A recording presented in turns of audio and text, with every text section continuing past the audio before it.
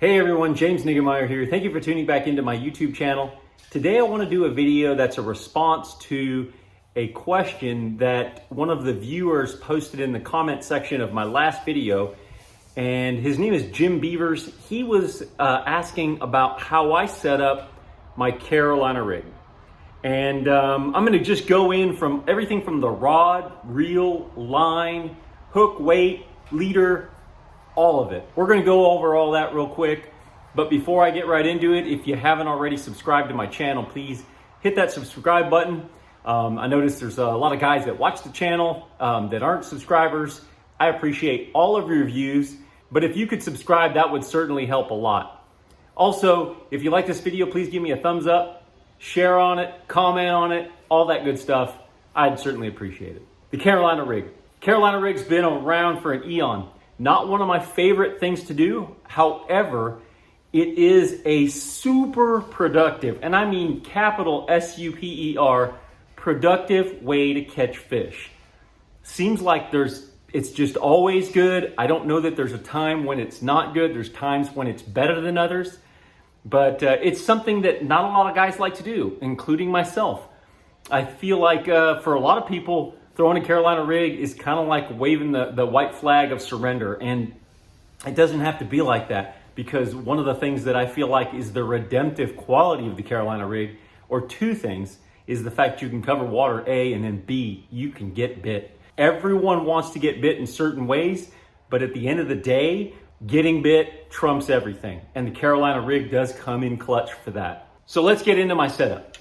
For my Carolina rig fishing, I've just settled into this new Team Lose Mark Rose Carolina rig rod. I mean, that's what it's made for. Says it right here on the handle.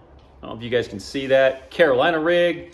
It's just the ideal rod for Carolina rigging. And it's a 7'5", medium heavy power, fast action. And the weights are 12 to 25 pound test in line. And the lure weights are 1/4 to 1.5 ounces. So really heavy weights. And I feel like I've just had this rod for a very short time. I feel like it's the ideal setup for fishing a Carolina rig. I really like the way that I can really send my Carolina rig out there, but also the sensitivity's nice.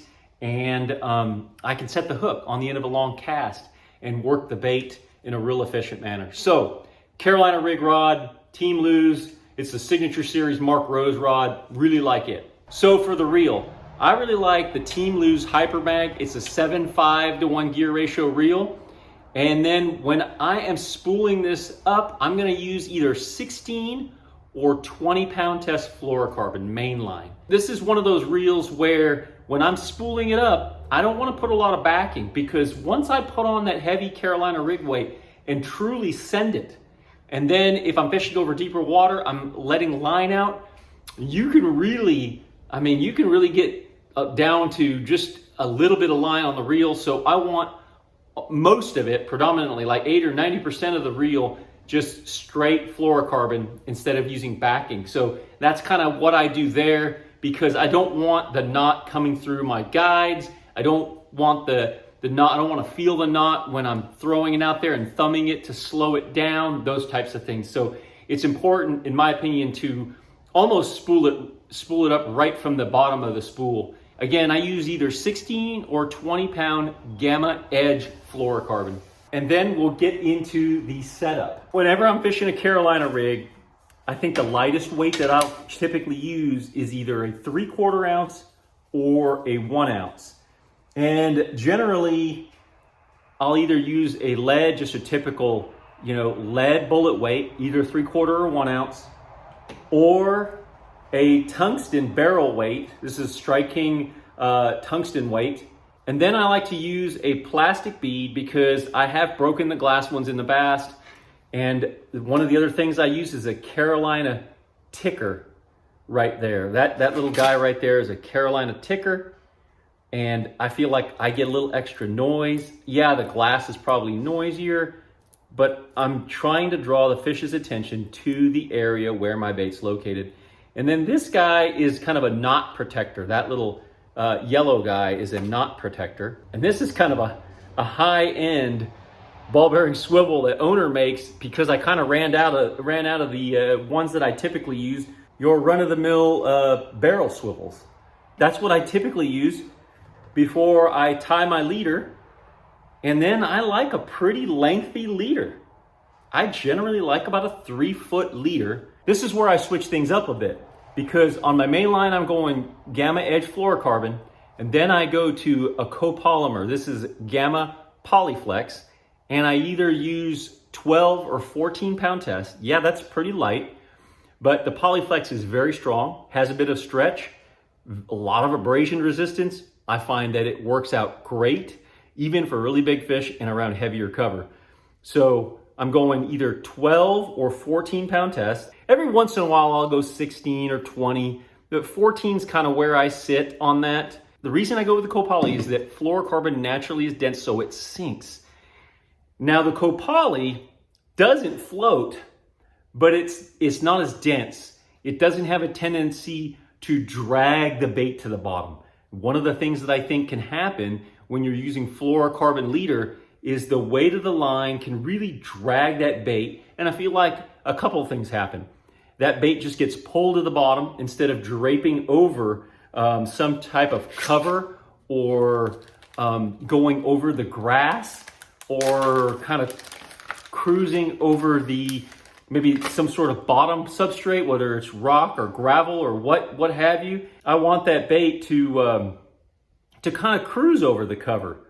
And I feel like when it cruises over the cover, it's going to get noticed a little bit better. So that's key. I'm rigging up a bait to kind of demonstrate what I mean.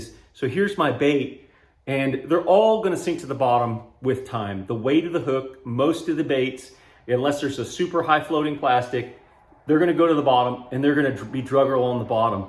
But because the copoly or copolymer or the Polyflex really just kind of adds a level of not necessarily buoyancy, but it doesn't drag the bait to the bottom. So stuff is kind of cruising over top of it and not going down and embedding in between rocks and stuff, but it's cruising over top of it instead of wedging in certain areas. I just feel like the overall visibility of the copolymer is just better overall. And then we're getting into the hook. I use an owner cutting point offset worm. This is a lighter wire hook. Again, going in tune with, I either use this one or the owner all-purpose.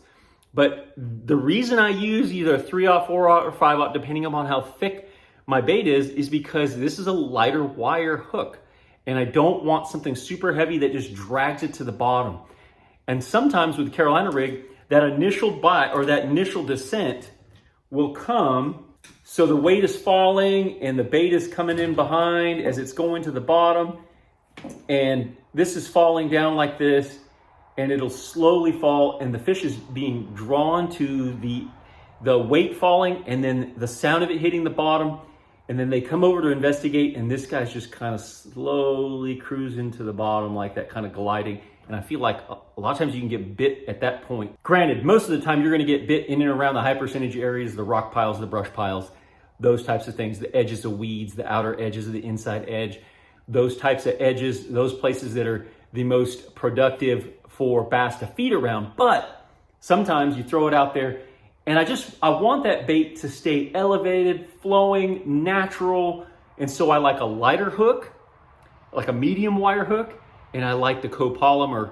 A lot of this is stuff that I've learned over the years from other anglers. Like I have a friend, Dan Wilson. He's a great Carolina rig fisherman. He kind of gave me, some tips on how to be a more productive Carolina rig fisherman. So those are some of the things that I do. That's my setup, my rod, reel, line, everything, all the way down to the bait. And baits are just whatever you want to put on the back of a Carolina rig. Sometimes I'll use a soft jerk bait, fluke type bait. Sometimes I'll use a French fry type bait. Sometimes I use a game hog or a brush hog type bait. Or sometimes I even use a little craw. A little craw in the back will work well also. So switch it up, change it up. There are a lot of great baits that you can throw on the back of a Carolina rig, but those are just a few of the more productive ones that I use. But that's my rod, reel, line setup for the Carolina rig, just to kind of answer Jim Beaver's question. I'll continue to answer questions. If you guys got some more questions on different things that I do, different setups, my rod reel line, and how I like to set up things for productive bass fishing, please go ahead and drop that down in the comment section. And until next time, good fishing.